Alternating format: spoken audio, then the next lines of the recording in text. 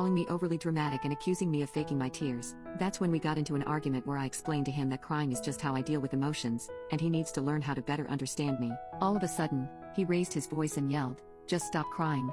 How hard could it be?" Hearing a loud voice out of nowhere made me flinch and remember how my dad used to yell at my mom, and I broke down sobbing. Remembering that time of my life made me angry and emotional, and I thought my boyfriend would realize his mistake and apologize. Instead, he said in a snarky voice, "Crying during an argument is a great way to manipulate me into being your slave. This makes me think all that trauma you talk about isn't even real, and just your exaggeration." I legit paused in between sobs to fully understand what he had just said. Forget feeling guilty about yelling at me. He actually accused me of trying to manipulate him just because I was crying. I couldn't take it anymore, and somehow controlled my sobs enough to tell him to leave. He laughed and said this was his room, so I should leave instead. But I said if he didn't leave my apartment immediately, I was going to call the police. That's when he realized how seriously he had messed up, and tried to apologize. But I was typing 911 even as my tears fell on my phone.